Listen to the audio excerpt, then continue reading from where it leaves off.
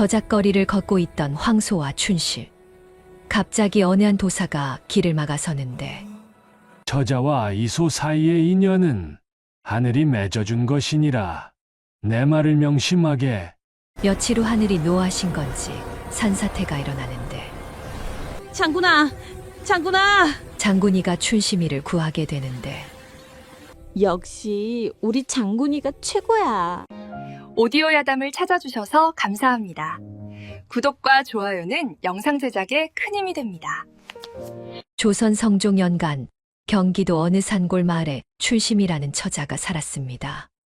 25 나이에 시집도 못 가고 홀어머니를 모시며 살아가는 이 처자는 한 가지 큰 근심이 있었지요. 바로 그 몸이 남들보다 훨씬 뚱뚱했다는 것이었습니다. 마을 사람들은 춘심을 볼 때마다 손가락질을 했습니다. 제 먹을 쌀도 없는 주제의 살은 어찌 저리 쪘느냐며 쌀독이 텅 빈 집에서 저 살은 다 어디서 났느냐며 비웃었지요.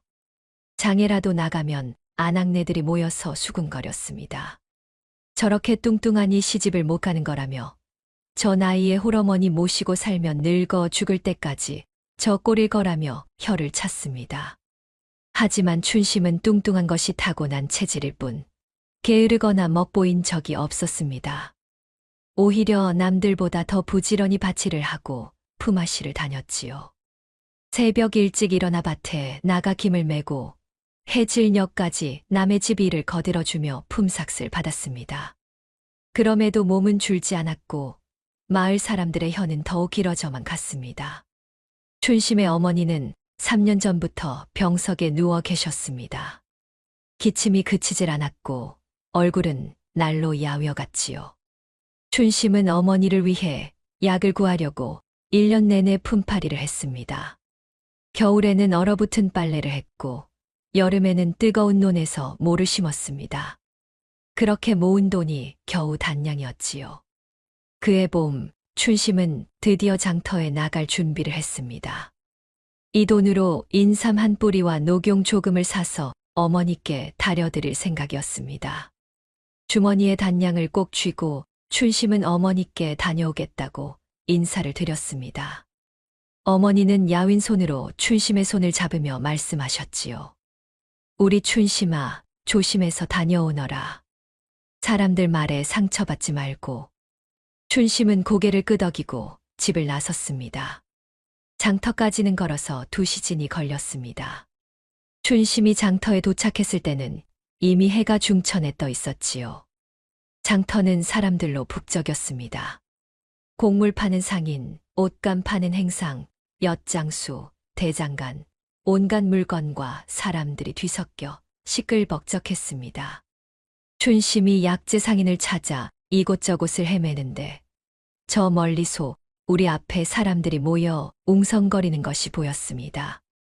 춘심은 무심코 그쪽으로 발걸음을 옮겼지요.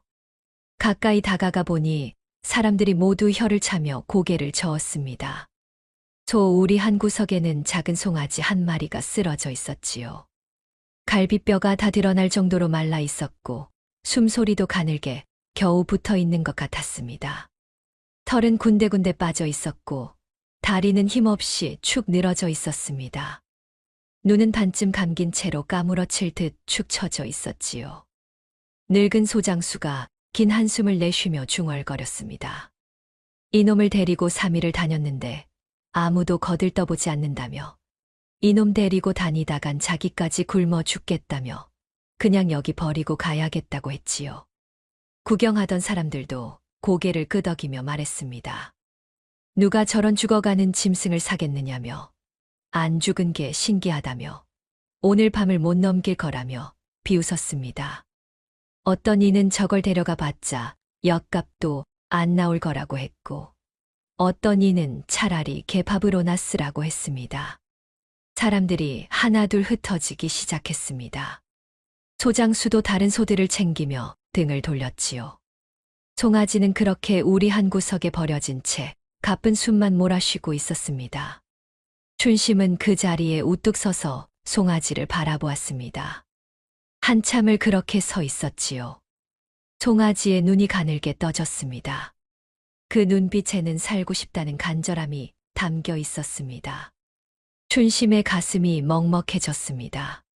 저 눈빛이 어쩐지 자기 자신과 닮은 것 같았지요. 남들에게 쓸모없다고 버림받는 처지가 말입니다. 춘심은 주저없이 송아지에게 다가갔습니다. 무릎을 꿇고 앉아 그 마른 머리를 쓰다듬었지요. 송아지가 작게 울음을 냈습니다. 그 소리가 얼마나 약한지 마치 바람에 날아갈 것 같았습니다. 춘심은 주머니 속단량을 만져보았습니다. 어머니 약값으로 모은 돈이었지요. 1년을 고생해서 모은 돈이었습니다. 하지만 이 송아지를 여기 두고 가면 오늘 밤을 넘기지 못할 것이 분명했습니다. 춘심은 송아지를 한참 동안 바라보았습니다. 바로 그때 옆에서 낯익은 목소리가 들렸습니다. 어머, 춘심이 아니가 설마 저 죽어가는 송아지를 데려갈 생각은 아니겠지. 돌아보니 같은 마을에 사는 김씨 안악이 비웃는 얼굴로 서 있었지요. 춘심이 조용히 고개를 끄덕이자 김씨 안악이 손뼉을 치며 웃었습니다. 제 코가 석자인데 송아지까지 먹여 살리겠다며 제 먹을 것도 없는 주제에 무슨 짓이냐며 목청을 높였지요. 그 소리에 주변 사람들이 다시 모여들기 시작했습니다. 사람들은 수군거렸습니다. 저 뚱뚱한 것이 욕심까지 많다며 어머니 병수발은 어찌하려고 저러느냐며 쌀독이 비었다는 소문이 파다한데 송아지는 무엇으로 먹일 거냐며 비웃었습니다. 누군가는 제 살이나 빼지 죽어가는 짐승은 왜 데려가느냐고 했고 누군가는 춘심네의 집 쌀독은 이미 바닥났다며 혀를 찼습니다. 하지만 춘심은 아랑곳하지 않고 소장수 영감을 찾아갔습니다. 영감은 이미 다른 소들을 챙기고 있었지요. 영감님, 저 송아지 제가 사겠습니다. 소장수 영감이 놀란 눈으로 춘심을 쳐다보았습니다. 잠시 춘심을 위아래로 훑어보더니 고개를 저었지요. 저 송아지는 곧 죽을 놈이라며 사봤자 돈만 날리는 거라고 했습니다. 하지만 춘심은 물러서지 않았습니다. 그래도 사겠습니다. 얼마에 파십니까? 영감은 한참을 망설이다가 입을 열었습니다. 에휴, 그래도 사겠다면야. 단 양만 주시오. 춘심은 주머니에서 돈을 꺼내 영감에게 건넸습니다. 꼭 쥐고 있던 어머니 약값 전부였지요. 1년을 고생해서 모은 돈이었습니다. 영감은 어이없다는 듯 고개를 저으며 돈을 받았습니다. 세상에 이런 사람도 다 있구만. 알았소, 저 송아지 가져가시오. 춘심은 송아지를 품에 안았습니다. 생각보다 가벼웠지요. 뼈와 가죽만 남아서였습니다. 주변 사람들이 웅성거렸습니다. 저 뚱뚱한 것이 송아지까지 안고 가려 한다며 둘이 합쳐서 천근은 되겠다며 배를 잡고 웃었습니다. 김씨 안악은 어머니 약은 어쩌려고 저러느냐며 혀를 찼지요. 하지만 춘심은 송아지를 꼭 껴안고 장터를 빠져나왔습니다.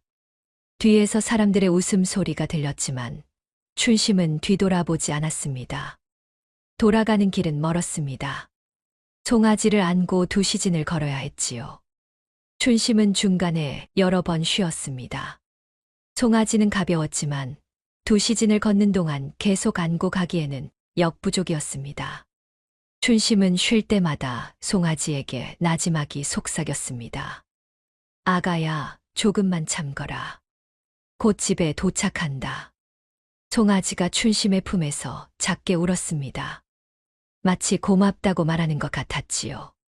해가 저물 무렵 춘심은 송아지를 안고 집에 도착했습니다. 초가집 마당에는 닭 몇 마리와 낡은 독 몇 개만 덩그러니 놓여 있었고 지붕에서는 여기저기 짚이 빠져 있었습니다. 춘심은 헛간으로 가서 마른 짚을 두툼하게 깔았습니다. 송아지를 조심스럽게 눕히고 헌 이불 한 채를 덮어주었지요. 송아지는 눈을 감고 가쁜 숨을 몰아쉬었습니다. 춘심은 부엌으로 갔습니다.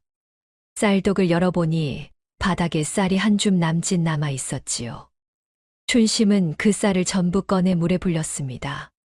물을 데우고 쌀을 넣어 푹푹 끓였습니다. 한참을 끓이자 되직한 죽이 되었지요. 춘심은 죽을 바가지에 담아 헛간으로 가져갔습니다. 송아지는 여전히 축 처져 있었습니다. 춘심이 송아지의 입을 벌리고 죽을 조금씩 넣어 주었지요. 송아지는 처음엔 거부했습니다.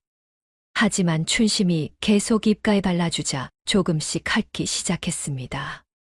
한 바가지를 다 먹이는데 한 식경이 넘게 걸렸습니다. 춘심은 송아지 곁에 앉아 그 마른 몸을 쓰다듬었습니다. 송아지의 체온이 조금씩 돌아오는 것 같았지요.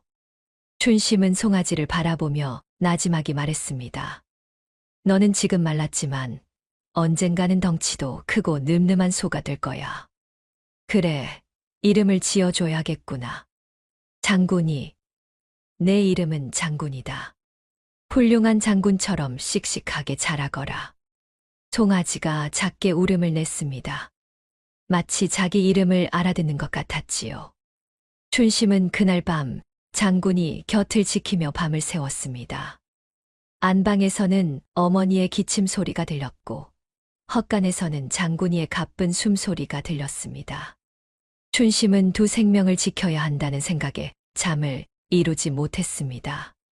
그날 밤부터 춘심의 고된 나날이 시작되었습니다. 새벽이 되기 전에 일어나 장군이에게 죽을 먹이고 해가 뜰 무렵에는 밭으로 나가 일을 했지요. 해가 중천에 뜨면 다시 집으로 돌아와 장군이를 돌보고 어머니께 수라를 올렸습니다. 그리고 다시 남의 집 품앗이를 나갔다가 해질녘에 돌아와 장군이를 보살폈지요. 쌀독은 이미 바닥이 났습니다. 춘심은 밭에서 캔 나물과 풀뿌리로 끼니를 때웠습니다. 어머니께는 이웃에서 얻어온 쌀 한 줌으로 죽을 쏘아드렸고 장군이에게는 자신이 먹을 나물죽을 조금씩 떼어 주었지요. 춘심은 하루에 한 끼도 제대로 먹지 못했지만 장군이만큼은 하루도 거르지 않고 먹였습니다. 일주일이 지났습니다. 장군이는 여전히 말랐지만 숨소리는 조금씩 안정되어 갔습니다. 예전처럼 죽음을 앞둔 듯한 가쁜 숨은 아니었지요. 열흘이 지나자 장군이는 스스로 고개를 들 수 있게 되었습니다. 보름이 지나자 비틀거리면서도 일어서려고 애를 썼지요. 춘심은 그 모습을 보며 가슴이 벅차올랐습니다. 장군이가 살아날 수 있다는 희망이 보였던 것입니다. 춘심은 더욱 열심히 장군이를 돌보았습니다. 새벽마다 우물에서 물을 길어와 장군이에게 먹이고 헛간을 깨끗이 치우고 마른 짚을 새로 깔아주었습니다. 하지만 한 달이 지날 무렵 큰 시련이 찾아왔습니다. 어느 날 저녁 춘심이 밭에서 돌아왔을 때 안방에서 어머니의 기침 소리가 유난히 심하게 들렸습니다. 춘심이 급히 안방으로 들어가 보니 어머니께서 피를 토하고 계셨지요. 이불에는 선홍빛 피가 얼룩져 있었고 어머니의 얼굴은 백지장처럼 하얗게 질려 있었습니다. 어머니, 춘심이 황급히 어머니를 부축했습니다. 어머니는 가쁜 숨을 몰아쉬며 춘심의 손을 잡았지요. 그 손이 얼마나 차가운지 얼음장 같았습니다. 춘심은 그날 밤 한숨도 자지 못하고 어머니를 간호했습니다. 따뜻한 물을 끓여드리고 등을 쓸어드리며 밤을 지샜지요. 다음 날 새벽 어머니의 상태는 조금 나아졌지만 여전히 위독했습니다. 춘심은 마을 의원을 찾아갔습니다. 의원은 춘심의 사정을 듣더니 고개를 저었지요. 약이 필요하다며 인삼과 녹용이 들어간 약재가 필요하다고 했습니다. 값은 은자 5냥이라고 했지요. 춘심은 망연자실했습니다. 은자 5냥이라니 지금의 춘심에게는 하늘의 별 따기였습니다. 집에 돌아온 춘심은 헛간에 앉아 장군이를 바라보았습니다. 장군이는 예전보다 훨씬 나아져서 이제는 제법 걸어 다닐 수 있게 되었지요. 춘심의 머릿속에 한 가지 생각이 스쳤습니다. 장군이를 팔면 은자 5냥은 충분히 마련할 수 있을 것 같았습니다. 비록 아직 말랐지만 한 달 전보다는 훨씬 나아진 모습이었으니까요. 마을 소장수에게 팔면 은자 1,000원양은 받을 수 있을 것이고 조금만 더 보태면 어머니 약을 지을 수 있을 것 같았습니다. 춘심은 며칠 동안 고민했습니다. 어머니를 살릴 것인가, 장군이를 지킬 것인가. 밤마다 잠을 이루지 못하고 뒤척였지요. 어머니는 날로 쇠약해져 갔고 장군이는 날로 건강해져 갔습니다. 닷새가 지난 어느 날 아침 춘심은 결심을 굳혔습니다. 헛간으로 가서 장군이를 불렀지요. 장군이가 춘심을 보고 다가왔습니다. 예전처럼 비틀거리지 않고 제법 씩씩하게 걸어왔습니다. 춘심은 장군이의 목을 끌어안았습니다. 한참 동안 그렇게 안고 있다가 나지막이 말했습니다. 장군아, 미안하다. 내가 살아난 건 기적인데 어머니를 살려야 한다. 내가 조금만 참아다오. 장군이가 춘심의 품에서 작게 울었습니다. 마치 알겠다고 말하는 것 같았지요. 춘심은 그날 장군이를 데리고 장터로 향했습니다. 발걸음이 무거웠습니다. 한 걸음 걸을 때마다 가슴이 찢어지는 것 같았지요. 장군이는 춘심을 따라 걸으며 가끔씩 춘심을 올려다보았습니다. 장터에 도착했을 때는 해가 중천에 떠 있었습니다. 춘심은 소장수를 찾아갔습니다. 한 달 전에 장군이를 팔았던 그 늙은 소장수였지요. 소장수는 춘심을 보더니 눈을 크게 떴습니다. 오, 그때 그 처자 아니시오? 저 송아지가 아직도 살아 있었구만. 춘심이 고개를 숙이며 말했습니다. 영감님, 이 소를 다시 사주실 수 있습니까? 소장수가 장군이를 한참 살펴보았습니다. 한 달 전보다는 훨씬 나아졌지만 여전히 갈비뼈가 드러나 보이는 상태였지요. 소장수가 고개를 저었습니다. 아직도 너무 말랐소. 이 정도면 글쎄 은자 2냥이 고작이요. 춘심의 얼굴이 창백해졌습니다. 은자 2냥으로는 어머니 약값에 턱없이 부족했습니다. 하지만 다른 방법이 없었지요. 춘심이 입술을 깨물며 고개를 끄덕이려는 순간이었습니다. 장군이가 갑자기 큰 울음을 울었습니다. 음매에. 그 울음소리가 얼마나 구슬펐던지 주변 사람들이 모두 돌아보았습니다. 장군이는 춘심에게 바짝 붙어서 떨고 있었지요. 마치 팔지 말아달라고 애원하는 것 같았습니다. 춘심은 장군이를 내려다보았습니다. 장군이의 눈에 눈물이 맺혀 있었습니다. 저도 우는구나 하는 생각이 들었지요. 춘심의 눈에서도 눈물이 흘러내렸습니다. 그 순간 춘심은 깨달았습니다. 장군이는 더 이상 그냥 짐승이 아니었습니다. 한 달 동안 함께 고생하며 살아온 식구였지요. 춘심이 자기 죽을 나눠가며 살린 생명이었습니다. 이 생명을 돈 몇 푼에 팔 수는 없었습니다. 춘심이 소장수에게 고개를 숙였습니다. 죄송합니다, 영감님. 못 팔겠습니다. 소장수가 어이없다는 표정을 지었지만 춘심은 장군이를 데리고 돌아섰습니다. 장터를 빠져나오는 춘심의 뒤로 사람들의 수군거림이 들렸습니다. 저 뚱뚱한 것이 미쳤다며 어머니는 죽어가는데 소는 못 판다니 말이 되느냐며 비웃었지요. 하지만 춘심은 신경 쓰지 않았습니다. 장군이를 데리고 집으로 돌아왔습니다. 그날 밤 춘심은 어머니 곁에 앉아 있었습니다. 어머니는 춘심의 손을 잡으며 물었지요. 춘심아, 장터에는 다녀왔느냐? 네, 어머니. 약은 구했느냐? 춘심이 고개를 저었습니다. 어머니는 한숨을 쉬며 춘심의 손을 꼭 쥐었습니다. 그래도 괜찮다. 내가 무사히 돌아온 것만으로도 다행이구나.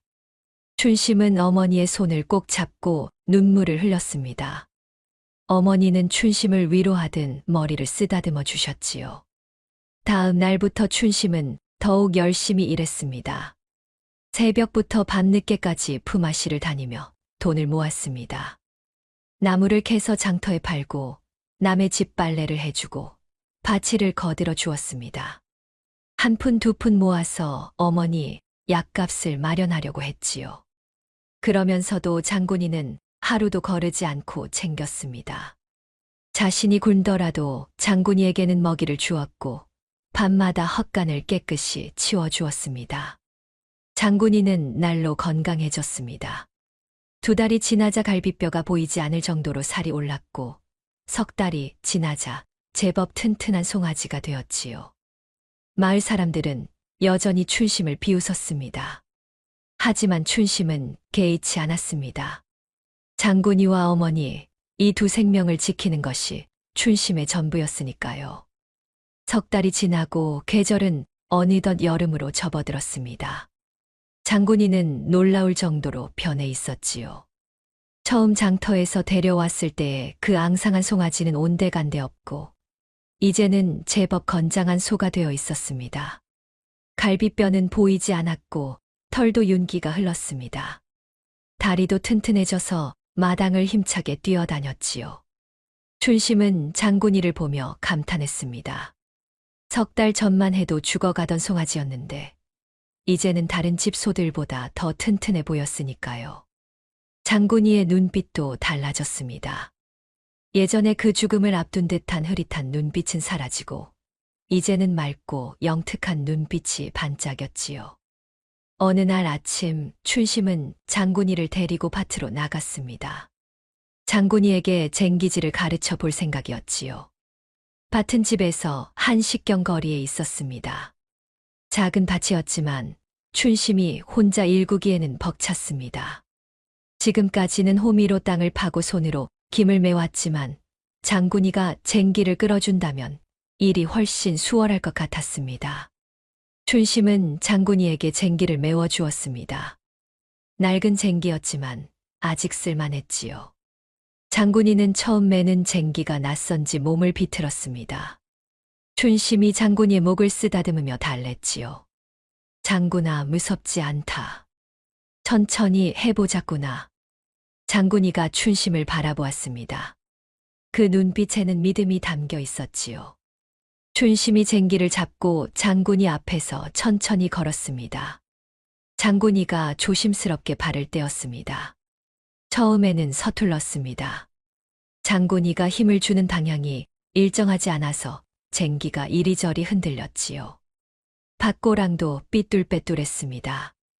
하지만 춘심은 포기하지 않았습니다. 한 고랑, 두 고랑 천천히 가르쳐 나갔습니다. 해가 중천에 떴을 때쯤 장군이는 제법 쟁기질에 익숙해졌습니다. 이제는 춘심이 방향만 잡아주면 곧게 밭고랑을 팠지요. 춘심은 감탄했습니다. 다른 소들은 쟁기질을 배우는데 보름은 걸린다고 들었는데 장군이는 단 하루 만에 익힌 것입니다. 장군아, 내가 정말 영특하구나. 장군이가 춘심을 돌아보며 울음을 냈습니다. 마치 칭찬에 기뻐하는 것 같았지요. 그날 저녁 춘심이 장군이를 데리고 마을로 돌아오는데 우물가에서 아낙네들이 모여 있었습니다. 춘심을 본 아낙네 중 하나가 눈을 크게 떴지요. 어머, 저게 3달 전 그 죽어가던 송아지 아니가. 다른 아낙네들도 장군이를 보며 수군거렸습니다. 저렇게 튼튼해질 줄은 몰랐다며 춘심이 어떻게 키웠길래 저렇게 살이 올랐느냐며 신기해했습니다.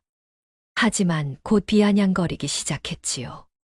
제 먹을 것도 없으면서 소만 살쪘다며 사람은 굶고 짐승만 배불리 먹였다며 혀를 찼습니다. 춘심은 아랑곳하지 않고 장군이를 데리고 집으로 돌아왔습니다.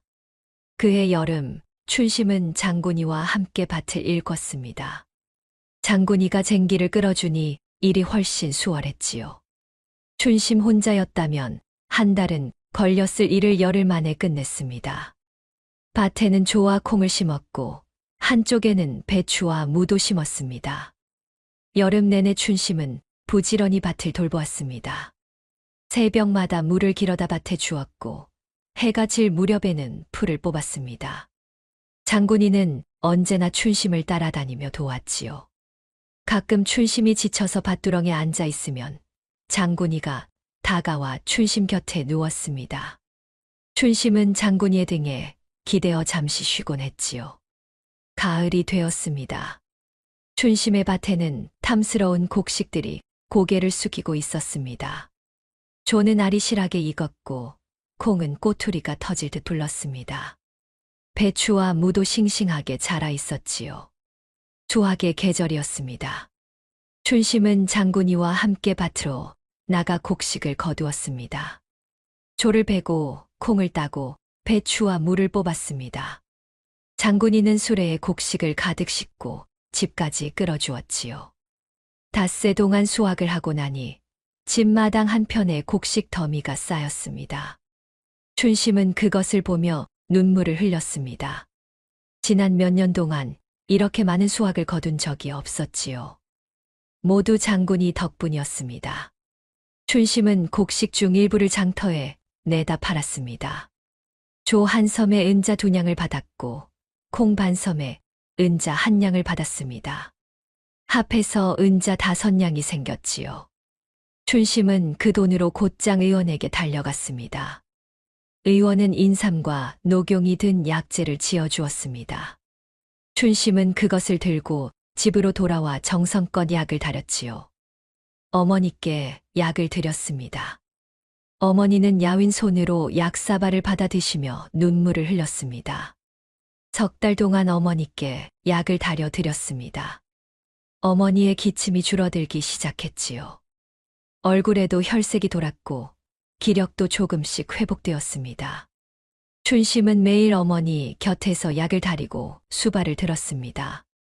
겨울이 가까워올 무렵 어머니께서 병상에서 일어나셨습니다.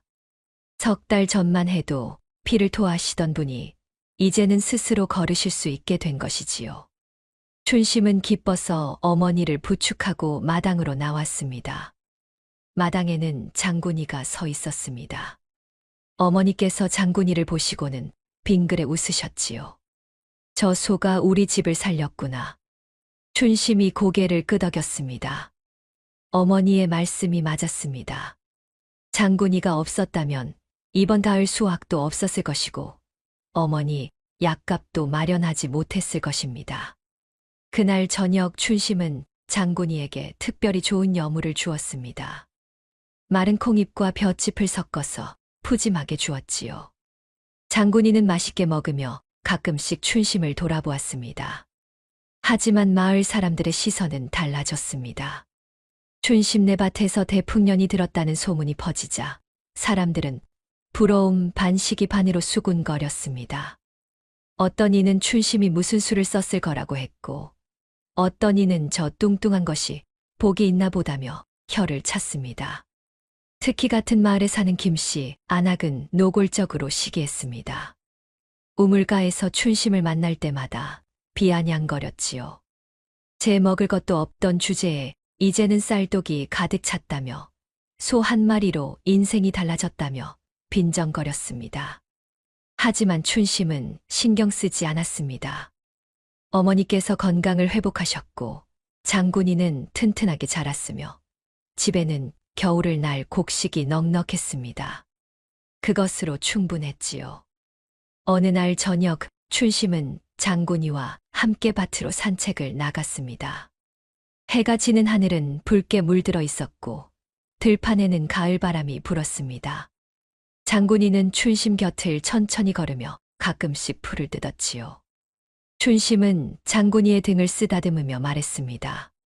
장군아, 내가 우리 집에 온 게 기적이구나. 내가 없었다면 우리는 이 겨울을 넘기지 못했을 거야. 장군이가 춘심을 돌아보며 작게 울음을 냈습니다. 마치 아니라고 자기야말로 춘심 덕분에 살았다고 말하는 것 같았지요. 춘심과 장군이는 그렇게 나란히 밭길을 걸었습니다. 저 멀리 마을에서는 저녁 연기가 피어오르고 있었고 하늘에는 별이 하나둘 떠오르기 시작했습니다. 그해 겨울을 무사히 넘기고 이듬해 봄이 찾아왔습니다. 장군이는 이제 완전히 다 자란 황소가 되어 있었지요. 어깨 높이가 춘심의 가슴팔까지 올라왔고 몸집도 다른 집 소들보다 훨씬 컸습니다. 무엇보다 힘이 대단했습니다. 쟁기를 끌 때면 다른 소 2마리 몫을 거뜬히 해냈지요. 마을 사람들은 장군이를 볼 때마다 감탄했습니다. 1년 전만 해도 죽어가던 송아지였는데 이제는 마을에서 제일 훌륭한 소가 되었으니까요. 장군이의 털은 윤기가 흘렀고 눈빛은 영특했으며 걸음걸이는 당당했습니다. 봄이 깊어갈 무렵 마을에 큰 장이 섰습니다. 5일장이 아니라 한 달에 한 번 서는 큰 장이었지요. 이날만큼은 멀리 다른 고을에서도 사람들이 모여들어 장터가 인산인해를 이뤘습니다. 춘심은 겨울 동안 집에서 짠 무명 몇 피를 팔러 장터에 나갔습니다. 장군이도 함께 데리고 갔지요. 장군이가 수레를 끌어주니 무거운 짐을 나르기가 한결 수월했습니다. 장터에 도착하자마자 사람들의 시선이 장군이에게 쏠렸습니다. 저렇게 큰 소는 처음 본다며 저 소 힘이 얼마나 센지 궁금하다며 수군거렸지요. 춘심은 무명을 펼쳐놓고 장사를 시작했습니다. 장군이는 춘심 곁에 얌전히 서 있었습니다. 그때였습니다. 장터 한쪽에서 소란이 일어났지요. 사람들이 우르르 몰려가는 것이 보였습니다. 춘심이 고개를 들어보니 장터 중앙에서 소들이 짐을 나르는 시합을 하고 있었습니다. 큰 돌덩이를 수레에 싣고 어느 소가 그것을 끌고 먼저 결승점에 도착하는지 겨루는 놀이였지요. 구경꾼들이 환호성을 지르며 응원했습니다. 이기는 소 주인에게는 상금으로 은자 5냥을 준다고 했습니다. 춘심은 관심이 없었지만 주변 사람들이 자꾸 장군이를 보며 수군거렸습니다. 저 소도 시합에 나가면 이길 것 같다며 저렇게 큰 소는 처음 본다며 말이 많았지요. 어떤 이는 저 소가 돌 5개는 끌 것 같다며 감탄했고 어떤 이는 저 소 주인이 누구냐며 물었습니다.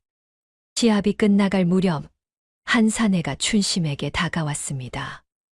40 안팎으로 보이는 사내는 비단옷을 입고 있었고 허리에는 비취 놀이개를 차고 있었습니다. 분명 양반집 하인인 듯했지요. 사내는 장군이를 한참 살펴보았습니다. 장군이의 다리를 만져보고 등을 두드려보고 이빨도 확인했습니다.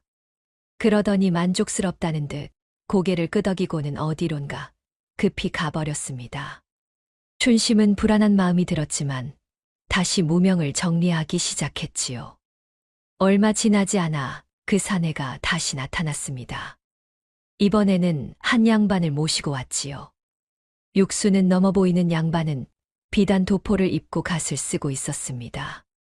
하인 둘이 양쪽에서 부축하며 걸어왔고 뒤로 하인 서넛이 더 따라왔습니다.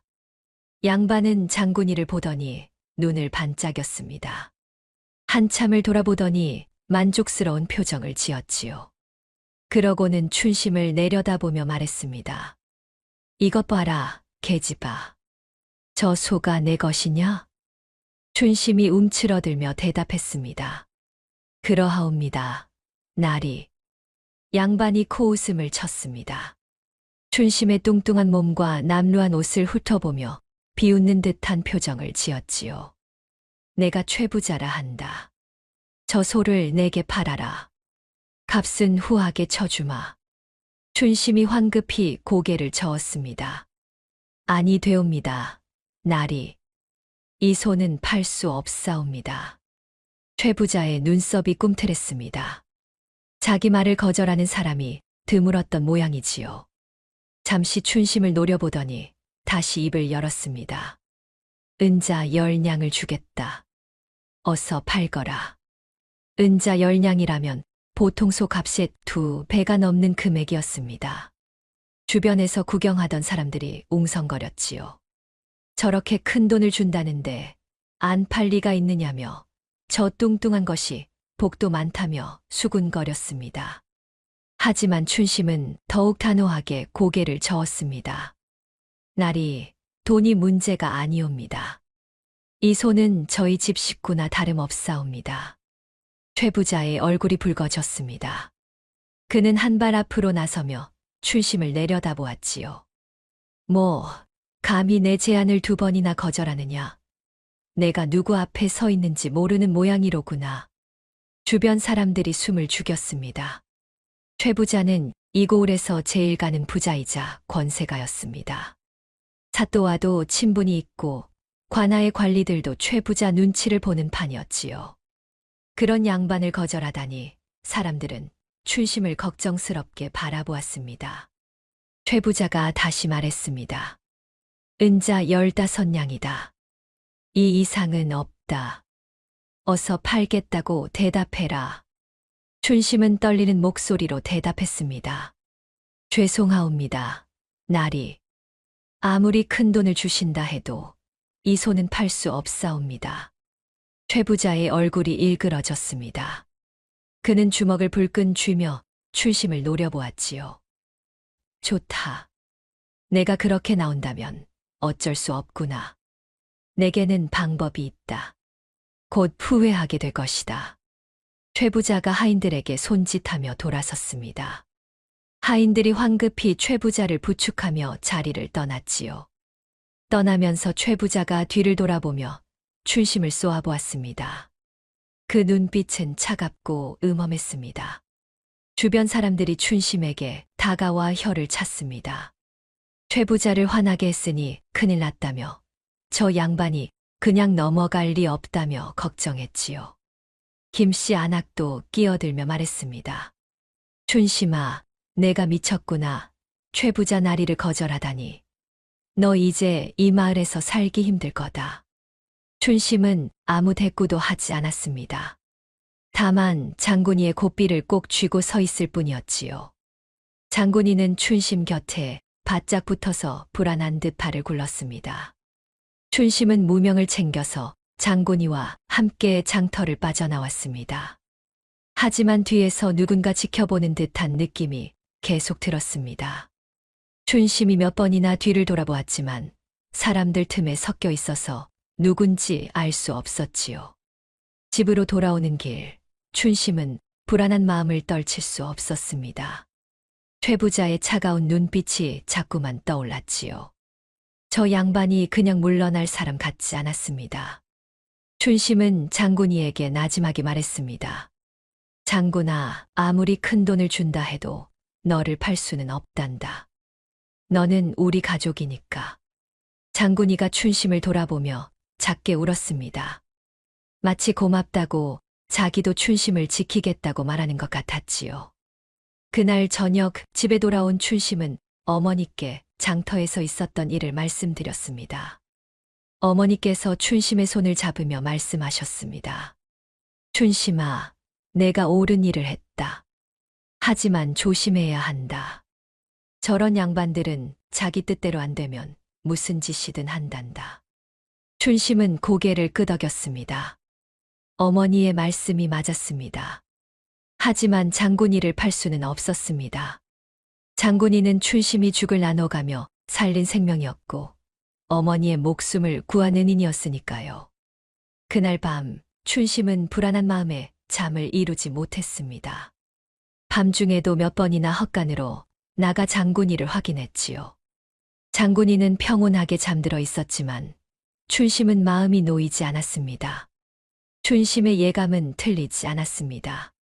사흘 뒤 최 부자의 하인들이 다시 찾아왔으니까요. 이번에는 관아의 포졸까지 데리고 왔습니다. 챕터 5 도사의 조언과 양반의 압박. 사흘 뒤 춘심이 밭에서 일을 하고 있을 때였습니다. 저 멀리서 말발굽 소리가 들려왔지요. 춘심이 고개를 들어보니 최 부자의 하인 넷과 관아의 포졸 둘이 말을 타고 오고 있었습니다. 춘심의 가슴이 철렁 내려앉았습니다. 예상했던 일이 벌어진 것이지요. 하인들이 춘심의 집 앞에 말을 세웠습니다. 포졸 하나가 말에서 내려 큰 소리로 외쳤습니다.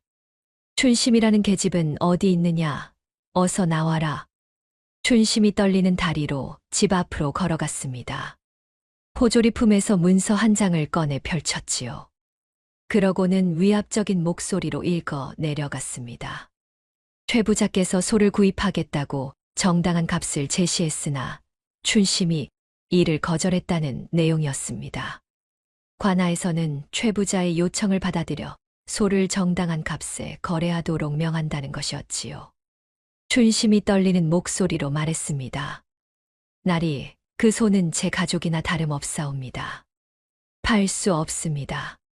포졸이 코웃음을 쳤습니다. 가축을 가족이라 부르는 것부터가 웃기다며 최부자께서 은자 20냥을 주겠다고 하셨으니 어서 소를 내놓으라고 했습니다. 20냥이라니 처음 제시했던 값보다 더 올린 것이었지요. 하지만 춘심은 고개를 저었습니다.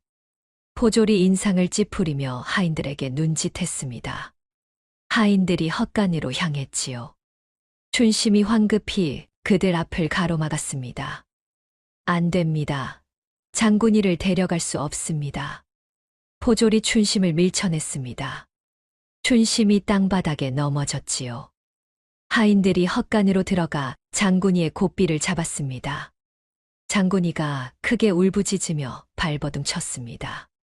하인 넷이 달라붙어도 장군이는 꿈쩍도 하지 않았지요. 그때였습니다. 마을 어귀에서 한 노인이 지팡이를 짚고 걸어오고 있었습니다. 허름한 도포를 입고 갓을 쓴 노인은 수염이 허연 도사였지요. 도사가 춘심의 집 앞에 멈춰 섰습니다. 그리고 한참 동안 장군이를 바라보았습니다. 포졸이 도사를 보고 인상을 찌푸렸습니다. 웬 늙은이가 남의 일에 끼어드느냐며 어서 비키라고 했습니다. 하지만 도사는 움직이지 않았습니다. 다만 장군이와 춘심을 번갈아 보며 고개를 끄덕일 뿐이었지요. 도사가 입을 열었습니다. 예로부터 소는 순종과 인내의 상징이라 하였느니라. 저 소와 저 처자 사이에는 깊은 인연이 있도다. 포졸이 비웃었습니다. 무슨 헛소리냐며 어서 비키지 않으면 관하로 끌고 가겠다고 위협했지요. 하지만 도사는 여전히 움직이지 않았습니다. 도사가 춘심을 보며 말했습니다. 처자야, 그대가 보인 자비심이 언젠가 그대를 지켜줄 것이니 소중히 여기거라. 하늘이 내린 인연은 사람의 힘으로 끊을 수 없느니라. 춘심은 도사의 말뜻을 정확히 알 수는 없었지만 가슴 한편이 따뜻해지는 것을 느꼈습니다. 도사가 지팡이를 짚고 천천히 자리를 떠났지요. 포졸은 도사가 떠나자 다시 하인들에게 소리쳤습니다. 어서 소를 끌고 가라고 했습니다. 하인들이 다시 장군이를 끌려고 했지만 장군이는 더욱 거세게 저항했습니다. 발길질을 하고 뿔로 들이받으려 했지요. 결국 하인 하나가 장군이의 뒷다리에 채찍을 휘둘렀습니다. 장군이가 비명을 지르며 쓰러졌습니다. 춘심이 울부짖으며 장군이에게 달려갔지요. 장군아. 바로 그때 마을 이장이 달려왔습니다. 이장은 60이 넘은 노인으로 마을에서 존경받는 어른이었지요. 이장이 포졸에게 다가가 읍을 하며 말했습니다. 춘심은 마을에서 가장 가난하지만 가장 효성스러운 처자라며 저 소는 춘심이 자기 죽을 나눠가며 살린 소라며 그것을 억지로 빼앗는 것은 옳지 않다고 했습니다. 포졸이 이장을 밀쳐냈습니다. 관아의 명이라며 최부자께서 정당한 값을 치르겠다 하시니 문제될 것이 없다고 했지요. 이장이 다시 입을 열려 했지만 포졸이 손을 들어 막았습니다. 마을 사람들이 하나둘 모여들기 시작했습니다. 모두들 춘심을 안타까워하는 눈빛이었지요. 하지만 아무도 나서지 못했습니다. 관아의 포졸을 거스를 수 없었으니까요. 포졸이 춘심에게 다가와 은자 주머니를 던졌습니다. 바닥에 떨어진 주머니에서 은자들이 쏟아져 나왔지요. 20냥이나 되는 돈이었습니다. 포졸이 말했습니다. 값은 치렀다. 이제 소는 최부자 나리의 것이다. 하인들이 다시 장군이를 끌어내려 했습니다. 이번에는 6명이 달라붙었지요. 장군이가 울부짖으며 저항했지만 결국 끌려 나왔습니다. 춘심이 장군이에게 매달렸습니다. 장군아, 장군아. 포졸이 춘심을 다시 밀쳐냈습니다. 춘심이 땅바닥에 쓰러졌지요. 어머니께서 안방에서 나와 춘심을 부축했습니다. 어머니의 눈에서도 눈물이 흘러내렸습니다. 하인들이 장군이를 끌고 마을 밖으로 향했습니다. 장군이가 계속해서 뒤를 돌아보며 울었지요. 그 울음소리가 얼마나 구슬펐던지 마을 사람들도 눈시울을 붉혔습니다. 춘심은 땅바닥에 주저앉아 울었습니다. 1년 반 동안 함께한 장군이가 억지로 끌려가는 것을 보며 가슴이 찢어지는 것 같았지요. 바닥에 흩어지는 자들은 쳐다보지도 않았습니다. 마을 사람들이 춘심을 위로했습니다. 하지만 춘심은 아무 말도 듣지 못했습니다. 다만 장군이가 끌려간 방향만 바라보며 눈물을 흘렸지요. 해가 저물었습니다. 춘심은 여전히 마당에 앉아 있었습니다. 어머니께서 춘심을 안으로 데려가려 했지만 춘심은 움직이지 않았습니다. 밤이 깊어갔지만 춘심은 그 자리에서 일어나지 못했지요. 그날 밤 춘심은 헛간으로 갔습니다. 장군이가 늘 있던 자리에는 마른 집만 남아 있었습니다. 춘심은 그 집을 쓰다듬으며 눈물을 흘렸지요. 다음 날 아침 춘심은 결심을 굳혔습니다.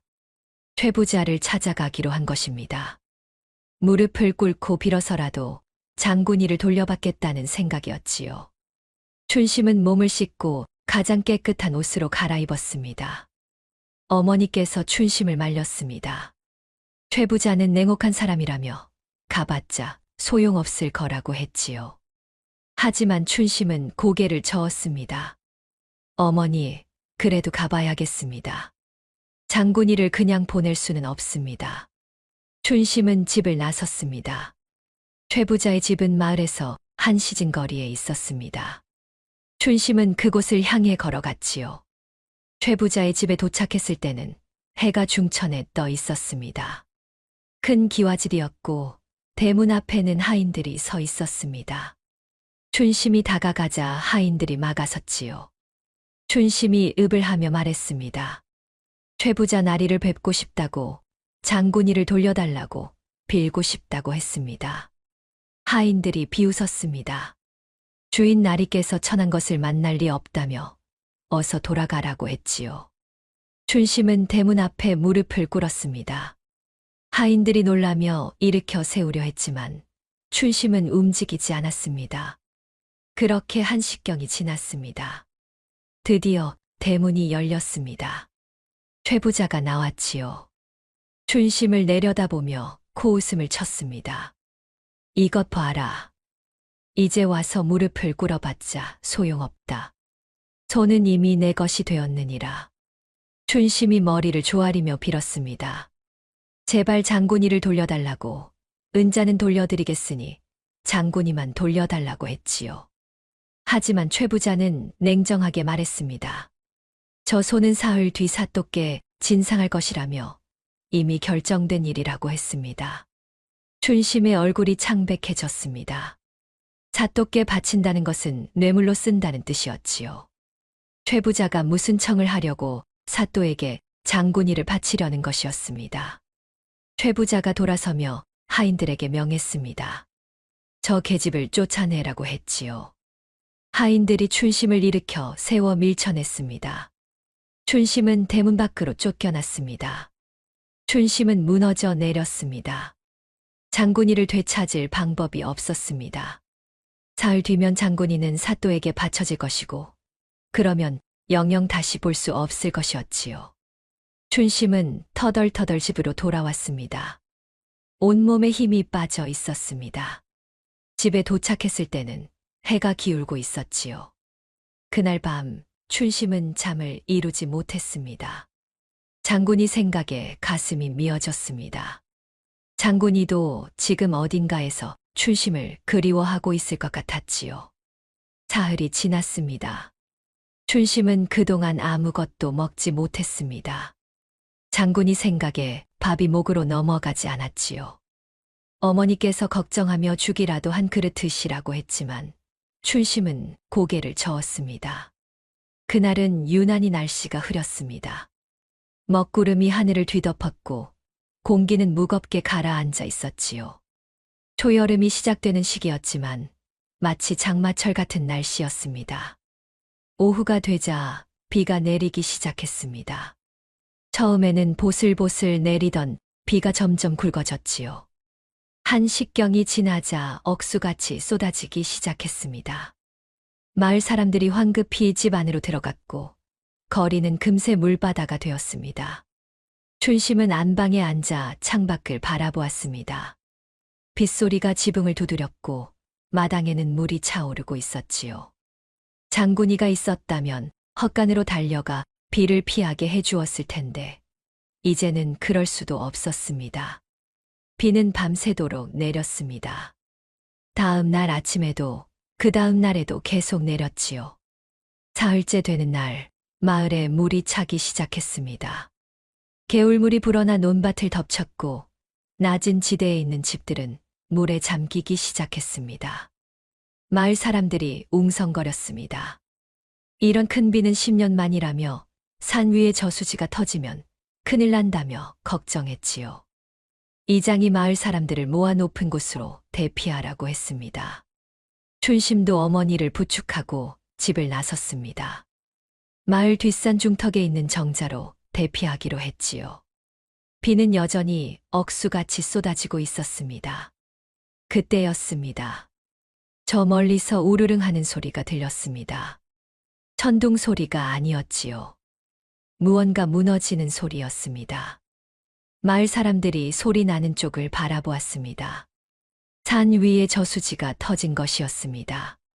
엄청난 양의 물이 산비탈을 따라 쏟아져 내려왔지요. 나무들이 뿌리째 뽑히고 바위들이 굴러떨어졌습니다. 물은 순식간에 마을로 밀려들었습니다. 사람들이 비명을 지르며 뛰기 시작했습니다. 춘심도 어머니를 부축하고 뛰었지요. 하지만 어머니는 병환이 있으신 몸이라 빨리 뛸 수가 없었습니다. 물이 춘심의 발목까지 차올랐습니다. 이내 무릎까지, 허리까지 차올랐지요. 춘심은 어머니를 업으려 했지만 물살이 너무 거세서 중심을 잡을 수가 없었습니다. 바로 그때 큰 물결이 춘심을 덮쳤습니다. 춘심의 몸이 물에 휩쓸렸지요. 어머니를 놓치지 않으려 손을 뻗었지만 물살에 밀려 떨어져 나갔습니다. 어머니, 춘심이 소리쳤지만 물소리에 묻혀 들리지 않았습니다. 춘심의 몸이 급류를 따라 떠내려갔지요. 물속에 잠겼다가 떠올랐다가를 반복했습니다. 숨을 쉴 수가 없었습니다. 춘심은 필사적으로 몸부림쳤습니다. 하지만 물살은 너무 거셌고 춘심의 힘은 점점 빠져나갔지요. 이대로 죽는구나 하는 생각이 들었습니다. 눈앞이 흐려지기 시작했습니다. 바로 그때였습니다. 저 멀리서 소 울음소리가 들렸지요.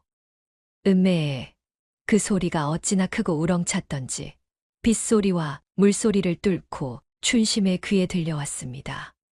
춘심이 희미한 의식 속에서 그쪽을 바라보았지요. 물속에서 무언가 큰 것이 헤엄쳐 오고 있었습니다. 소였습니다. 거대한 황소가 거센 물살을 헤치고 춘심을 향해 다가오고 있었지요. 춘심은 그 소를 알아보았습니다. 장군이었습니다. 장군이가 춘심 곁에 다가왔습니다. 춘심의 몸 아래로 머리를 들이밀어 춘심을 떠받쳤지요. 춘심이 장군이의 목을 붙잡았습니다. 장군이는 춘심을 등에 태우고 물살을 헤치기 시작했습니다. 물살은 거셌습니다. 나무와 바위들이 떠내려오고 집의 기둥들이 물 위를 떠다녔지요. 장군이는 그것들을 피하며 헤엄쳐 나갔습니다. 힘이 대단했습니다. 다른 소였다면 진작에 물에 휩쓸렸겠지만 장군이는 꿋꿋이 헤엄쳤습니다. 한참을 헤엄친 끝에 장군이는 높은 언덕에 도착했습니다. 마을 뒷산의 중턱이었지요. 장군이가 춘심을 언덕 위로 밀어 올렸습니다. 춘심이 땅을 붙잡고 기어 올라갔습니다. 안전한 곳에 오르자 춘심은 그제야 정신을 차렸습니다. 숨을 헐떡이며 장군이를 바라보았지요. 장군이도 언덕으로 올라왔습니다. 온몸이 흠뻑 젖어 있었고 숨을 거칠게 몰아쉬고 있었습니다. 춘심이 장군이에게 매달렸습니다. 장군아, 장군아, 내가 날 구했구나. 장군이가 춘심을 핥았습니다. 마치 괜찮으냐고 묻는 것 같았지요. 춘심은 장군이를 꼭 껴안고 눈물을 흘렸습니다. 그때 저 아래서 사람들의 목소리가 들렸습니다. 마을 사람들이 언덕 아래에 모여 있었지요.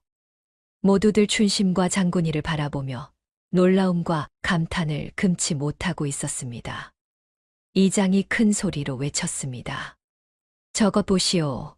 저 소가 춘심을 구했소. 짐승도 은혜를 아는구려. 마을 사람들이 술렁거렸습니다. 장군이가 물속으로 뛰어들어 춘심을 구한 것을 목격한 사람들이 있었던 것이지요. 그들이 다른 사람들에게 이야기했고 순식간에 소문이 퍼졌습니다. 저 멀리서 말 탄 사람들이 다가오는 것이 보였습니다. 최부자와 그의 하인들이었지요. 최부자는 장군이를 사또에게 바치러 가는 길이었습니다. 하지만 홍수 때문에 길이 막혀 이곳에 머물고 있었던 것이었습니다. 최부자가 말해서 내려 이쪽을 바라보았습니다. 장군이가 춘심을 구하는 장면을 목격한 것이지요.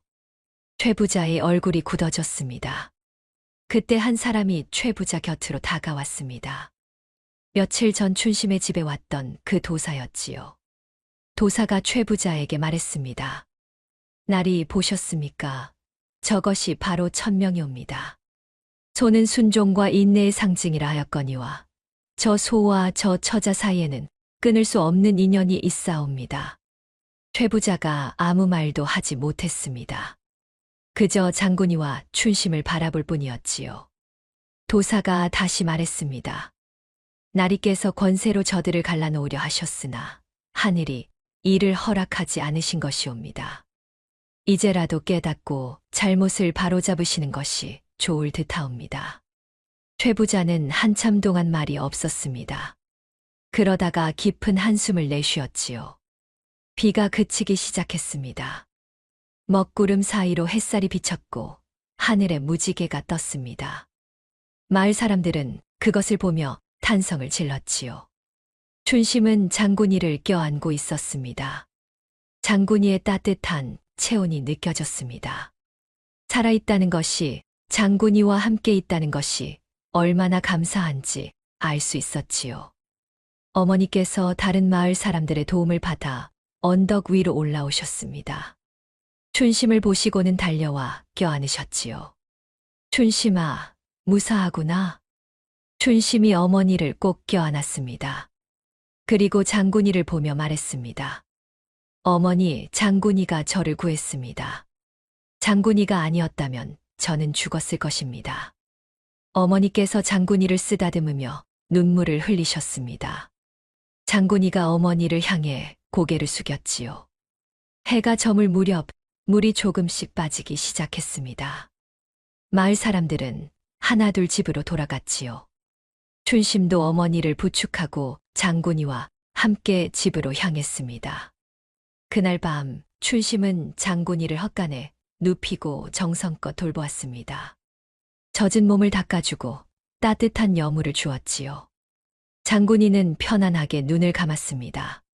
춘심은 장군이 곁에 앉아 그 머리를 쓰다듬었습니다. 장군이가 자기를 구하러 온 것이 기적 같았지요. 어떻게 최부자의 집에서 도망쳐 나왔는지, 어떻게 자기를 찾아왔는지 알 수 없었습니다. 하지만 분명한 것은 장군이가 은혜를 잊지 않았다는 것이었습니다. 춘심은 장군이에게 나지막이 속삭였습니다. 장군아, 고맙다. 내가 나를 살렸구나. 이제 다시는 너를 떠나보내지 않을게. 장군이가 작게 울음을 냈습니다. 마치 알겠다고, 자기도 다시는 떠나지 않겠다고 말하는 것 같았지요. 다음 날 아침 춘심이 마당에 나왔을 때 뜻밖의 광경이 펼쳐져 있었습니다. 대문 앞에 최부자가 서 있었던 것이지요. 하인들도 없이 혼자서 온 것이었습니다. 최부자는 예전처럼 거만한 모습이 아니었습니다. 고개를 숙이고 서 있었지요. 춘심이 놀라 멈춰 섰습니다. 최부자가 춘심을 보더니 깊이 읍을 했습니다. 춘심은 당황하여 어찌할 바를 몰랐지요. 양반이 평민에게 읍을 하는 것은 흔한 일이 아니었으니까요. 최부자가 입을 열었습니다. 처자, 용서를 구하러 왔소. 춘심은 아무 말도 하지 못했습니다. 최부자가 계속해서 말했지요.